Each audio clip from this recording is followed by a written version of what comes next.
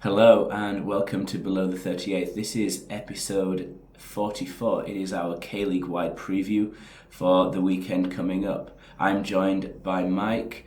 How are you doing, Mike? Well, I think both of us are somewhat depleted from events far away from the Korean Peninsula, so I best turn our attentions back to what we know best. Yeah, you were out at a game though last night as well, were you not? Yeah, I mean, if this morning wasn't disappointing enough, I did get my second opportunity to watch Ansan go out to a K-League 4 team in the Cup. I've got a lot to think about, to talk about regarding the Korea Cup, which we'll get onto on another pod as well. Very good. So just before we start, remember we are below 38thcareer.com. We are available on social media, Instagram, we're available on Twitter and YouTube. It's at below the 38th. So we're going to run down the K-League 1 fixtures to start, and we've got 4 games on Saturday at 7:30 and 2 games on Sunday at 7:30. We start with Daejeon versus Ulsan. Daejeon have been in trouble recently. They've not won a game in 6 outings. The last time they won was in Gwangju before the World Cup break. They face an Ulsan team who are now 7 points from the last 15 games, and they've also not got a win since the break. This season they've scored and conceded 24 goals, which is far too many goals conceded for a team of Ulsan's calibre. Now, Daejeon have won the last 3 outings against Ulsan, and that includes a 4-1 away win earlier in the season. Obviously, with Daejeon's struggles at the moment, it's not really going to be another repeat of that. We'll have to see what happens on Saturday as to whether Daejeon can get a win or whether Ulsan can get back on track. And of course, at the same time, we have the perennial surprise team in the K-League 1, being Gangwon. They're up in 3rd, and they're taking on, of course, the auto-relegated Gimcheon. Now, Gangwon destroyed Gimcheon earlier in the season 3-0, but of course we know that the nature of Gimcheon as a team makes them almost unpredictable in the squad and lineup, of course. But Gimcheon haven't been winning all season, and Gangwon as a team must be thinking the title is far off, but cementing Champions League is a very clear and achievable goal. So you'd be expecting Gangwon to get the second win against Gimcheon this season.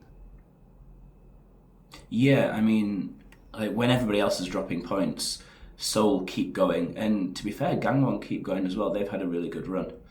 Our 3rd game on Saturday is Incheon versus Jeonbuk. Incheon lost last weekend to Anyang at home, and they face a Jeonbuk team who are doing really well. Jeonbuk are up to 2nd, having beaten Ulsan last weekend 3-1 in Ulsan. This fixture was an Incheon win last time out, which was surprising for a lot of people. It was 2-1 down in Jeonju, but typically this fixture has gone in Jeonbuk's favour. Incheon have 3 wins and 2 defeats in the last 5 games, whereas Jeonbuk have 2 wins, 2 draws, and only 1 defeat. It could be a close game. Indeed, and we've also got Jeju and Pohang. Pohang being 4th and Jeju being 8th sort of makes it a weird kind of mid-table balance clash. But again, Pohang are in fine form. They've lost only 1 and won 4 of the last 5. And again, just like Gangwon, they should be seizing opportunity to get some continental opportunity and glory in by finishing as high as they can. Jeju, I'm not too sure about their season. They look safe. They finally got a win after some very poor form, and you'd think they need to get a win here to keep any hope of a season alive. But I don't know, I would go for a draw in this one personally. But yeah, it's interesting because I know Jeju won last time out, but they're just not really scoring goals. And as the adage goes, if you don't score, you can't win. Of course. And sometimes if you do score and then defend, you still don't Which is win. what Pohang do, given they've got the league's top scorer with Hoje with 8 goals, I believe. So yeah. He's Mr. Reliable. He's banging them in. Very good. So we come on to Sunday, and Sunday is the big clash. It's Bucheon versus Seoul in Bucheon. Now, this is only the 2nd ever meeting of these teams. The first one was earlier in the season at Sangam, and it finished 3-0 to Seoul. Bucheon will be looking for a measure of revenge, although it could be a step too far given how Seoul are performing and how they are grinding out results. Seoul drew 0-0 with Gangwon last weekend. Bucheon have done okay this season, but they've only got one win in their last 5 games. They're not conceding a lot of goals, but they're also not scoring very many. Interestingly, this is the start of a run of 3 derbies in a row for Bucheon. They play Seoul this week, and then they play Anyang next week, and finally they finish this month with Incheon. Big games there. I was at the reverse fixture in the Sangam, and really unfortunate mistake from Kazuki in the midfield for Bucheon that started Seoul's goal-scoring glut, as it were. Bucheon, just seeing a team spend so long in the K2 and finally go up, I've always got a few sympathies for them there, and it'll be an interesting game. But as I said, Seoul, they can win all types of games this season, can't they? Even though they have suffered a defeat recently. Yeah. Okay. And our final game is Anyang versus Gwangju. Gwangju still only 1 win this season, whereas Anyang only have 1 home win. So this is going to be a draw, definitely. No, but Gwangju can now register their new signings. They had 2 playing last weekend, 2 making their debut last weekend, including John Iredale from Eland, and he's got goals in him. So you would think that if the front line gets any opportunity, you could expect to see some surprises from the Gwangju team. Head-to-head, Anyang have 6 wins from 12, and the reverse fixture of this was 5-2 to Anyang, and that was in April.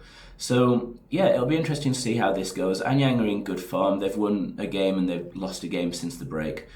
So it'll be a nice outing, and it's kind of now or never for Gwangju. They need to get winning, they need to get some points, and if they don't, I think that's it for them. Yeah, right. Mike, looking at it.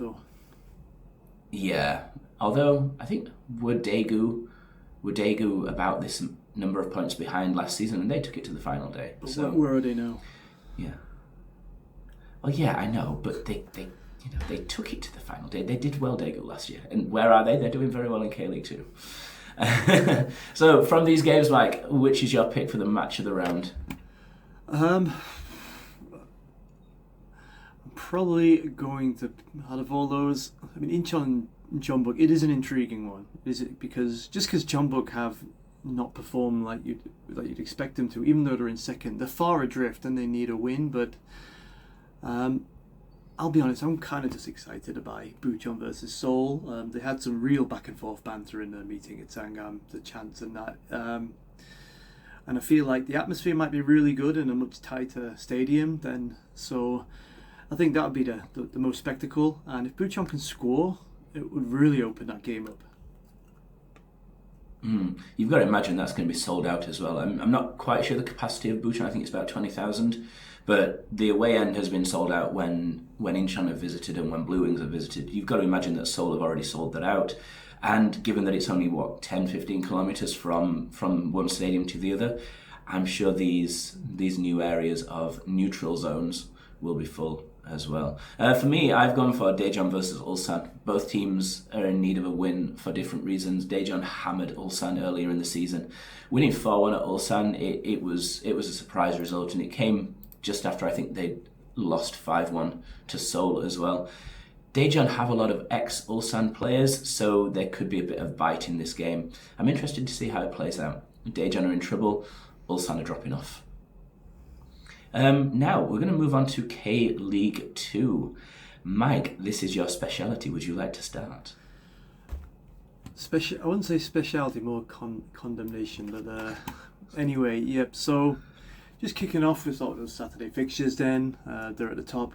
Gimpo versus Daegu. Gimpo have quite basically dropped off. They were in fine form and really pushing. Maybe even to get into that top rook, but now it seems like the chances at the playoffs are now under threat, and Daegu are just blowing teams away. It looked like they had a lot of imbalance at the beginning of the season, but it's all clicked. Now they have just been dumped out the Korea Cup by Shihung, but as we'll get on to another part, the Korea Cup this last round has just been bizarre. But yeah, it looks like Gimpo really don't want to lose any more, or make any more distance between themselves and the playoffs. But then they famously struggle at home. If you read the preview on the website last week, I pointed out or gave a little nice little chart there, just pointing out that Gimpo have always finished in the K-League 2 with more away points than home points. And that's been the pattern already this season. Daegu will love that. Cecilia is back, and he's looking as evergreen as a certain player who kind of ruined our early mornings today as well. So yeah, Gimpo must win, but I think this is a Daegu win again.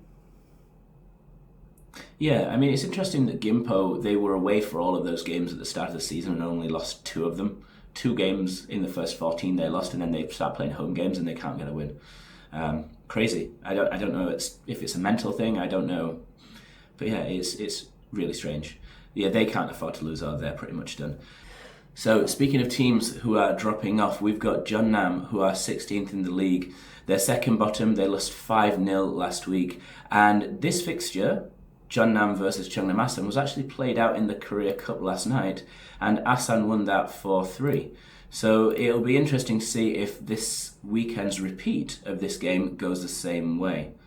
Cheongnam Asan haven't lost in 5 games. They've been doing quite well to keep up with the teams above them. Jeonnam, I think, at this stage are just playing for pride. They're lucky that there's no relegation from K-League 2 this year. Very much so. And I think Asan have a bit of a, would you call it a dark horse player of the season? But in Son Jun-ho, he's anchoring the midfield, but he's a real part of what's made this Asan team. I mean, they're undefeated in at least 5 or more games.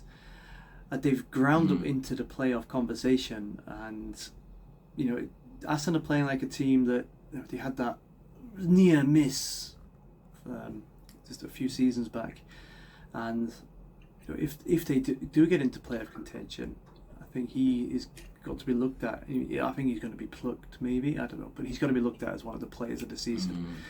Just part of a fairly incredible Asan team, respectively. Yeah, absolutely. Okay, so our next game is Seongnam versus Busan. It's another team in Seongnam who, when they've lost their best player from last year, they've not been able to recover this season. They've had a poor season. They're sitting in 13th. Busan, on the other hand, are top of the league, and every time somebody on this podcast doubts them, they grind out a win and they keep the gap at the top. They're undefeated after the restart of the season, and they came back from a few goals down against Jeonnam a couple of weeks ago. They're showing good fighting character. Their lead is at 4 points, and they'll need a win probably to maintain that because of the other games that are going on around them. Seongnam, I think it's a bit too late for them. They're not really going to be able to make a push for the playoffs at this stage. So it's just a case of playing for pride as well, which is crazy to say when you're only halfway through the season. Okay, the next game, Mike, is a big one.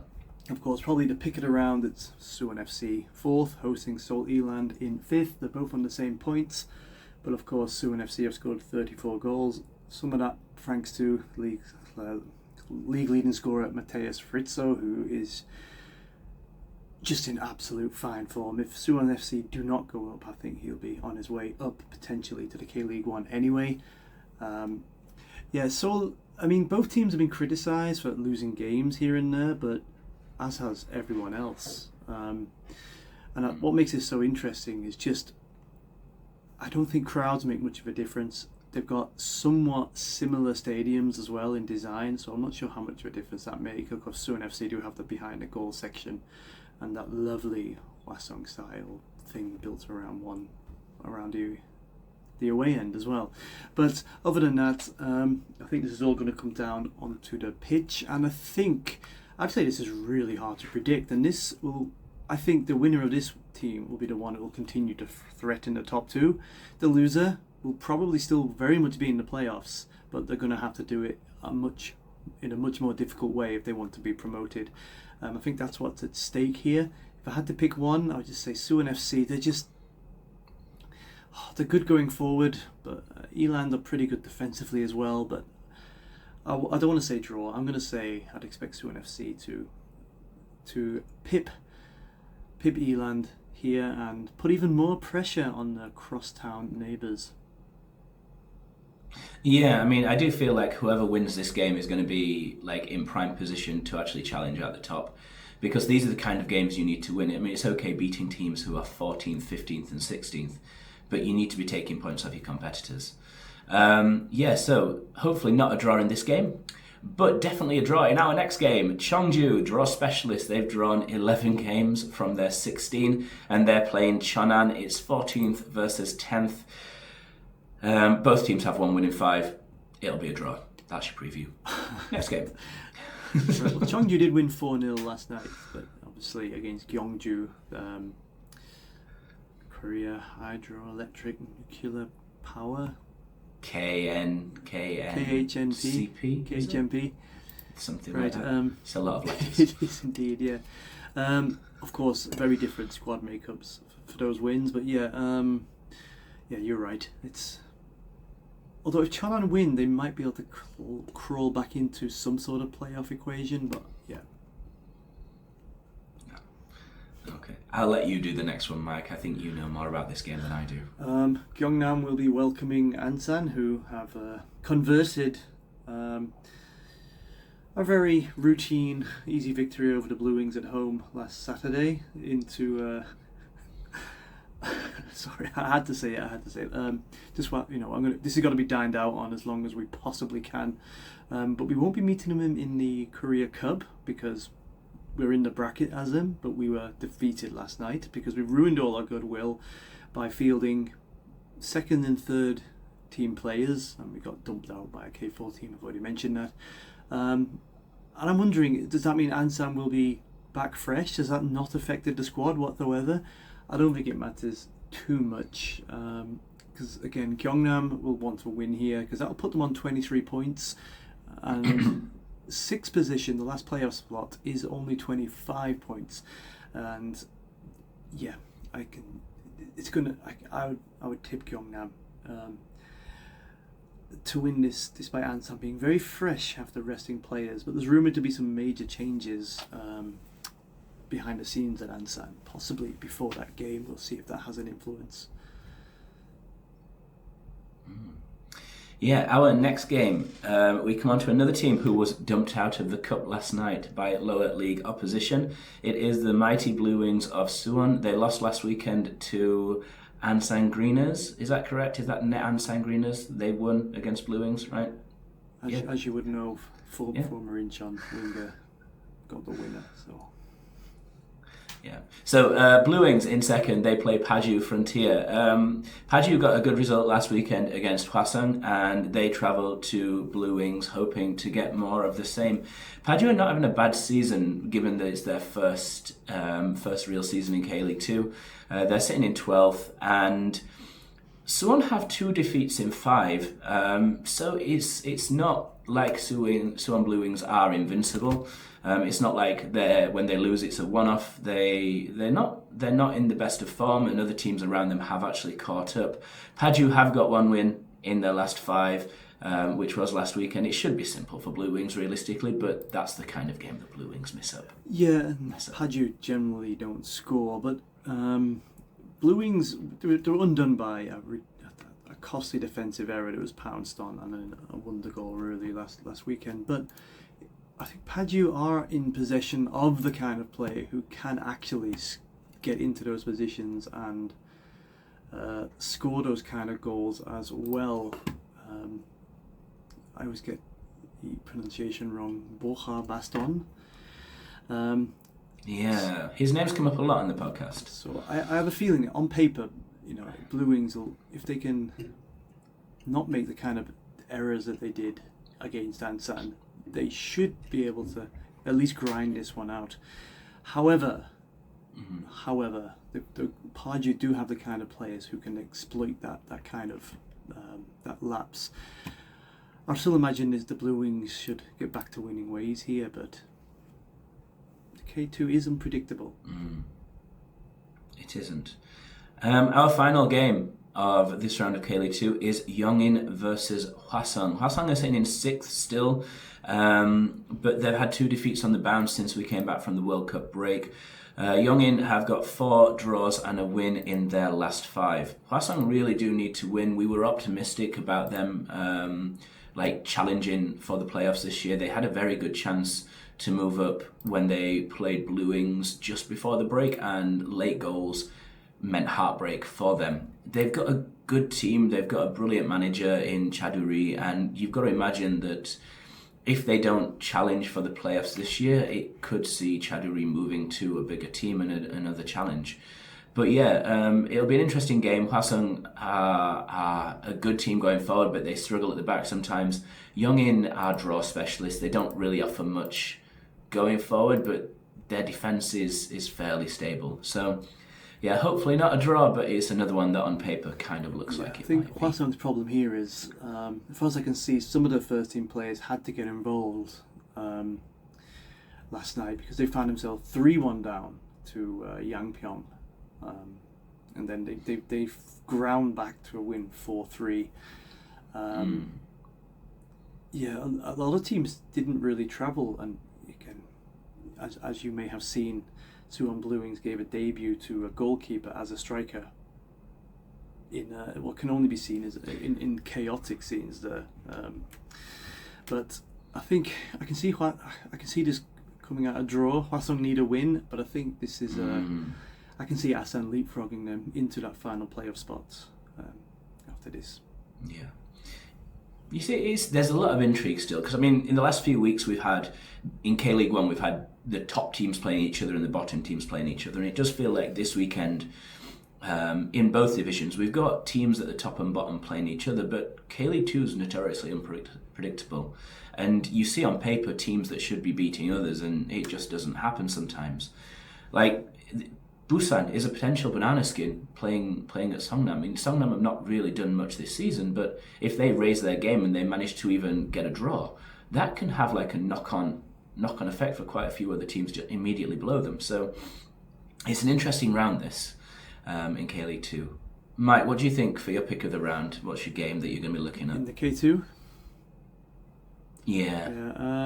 As I said, you'll see on the preview that will go up on the website as well later. I think it's got to be Suwon FC against Seoul Eland. There's just so much potential intrigue there, and the loser less so than the winner. The winner still have a lot to do to get to be automatically promoted, but the loser will find themselves having to, I think, take stock of the season. What worries me is the fact that this is kind of more of a do not lose game than a must win game, and those games tend to end up being draws. So, yeah, it'd be interesting. I've also gone for a Suwon game, but mine is Suwon versus Paju. Suwon Blue Wings, with their defeat last week, there's got to be pressure on the team to kind of get back on track, because as soon as Blue Wings drop out of the top 2, you've got to imagine that the atmosphere among the Blue Wings fans will change somewhat, because they've been, as Andrew's mentioned, they've been partying with their umbrellas and their sunglasses and their confetti all season, and they've been grinding out 1-0 wins, and it's kind of, they're no longer grinding out results. They're losing games they should be winning, and it's coming back to cost them. We were talking about Blue Wings going top a few weeks ago, but they've not scored a lot of goals. They're dropping points, and teams around them are picking up points. And you look at how many goals Daegu have scored and how many goals Suwon FC have scored. Blue Wings could be in trouble sooner or later. And I love drama. I'm all here for it. No sympathies. But yeah, so that's the game I've picked out for K-League 2. Obviously, in K-League 1, I'm going to Incheon versus Jeonbuk. I'm looking forward to the game because it's always a good one to watch. There'll be a big crowd in Incheon, I think. I haven't checked, but Jeonbuk usually sell out their away allocation and bring a lot of noise and atmosphere. So it'll be 2 games in a row at Incheon with an almost or completely sold out away end. Hopefully this week we get more fans in the home stands, and hopefully this week it's a better performance and some points on the board. Mike, where are you going? I think for me, there's a lot of family events popping up over the next month, though. I think my recent glut of games think I've been at 5 games in under a week or something, is going to come to a grinding halt. If possible, I can cycle to what Andrew has labelled the Violet Palace, being the crumbling concrete structure that represents Anyang's home stadium. Obviously, as you mentioned earlier, they're taking on Gwangju. So if I can, I'll try and take a little look in on that one. And failing that, I'll try and get to the Suwon game as well. But do look out as well on the on B38 Media, because it's a chance to take a look at what's changed in Anyang Stadium over the World Cup break, and also there's a possibility that we might have a little listen to a big Icelandic man on below the 38th. Sorry, I've got a friend who hates the Viking clap, so any opportunity I get. You'll very hope to good. do that on the weekend, won't you? I do it just to wind him up. I don't know if he's listening. If he's got this far, he'll know what I'm talking about. Anyway, that's it for us for your preview for this weekend. It's going to be a good one. Lots of big games to look forward to. Check out belowthe38thcareer.com. Follow us on social media. We're on Instagram, Twitter and YouTube. We've got lots of stuff going up. We've got videos, we've got interviews, ground guides, and we've got some Korea Cup reaction coming up soon too. Okay. Mike, thank you very much for joining me. This has been Below the 38th, your weekly preview. Take care. We'll see you soon.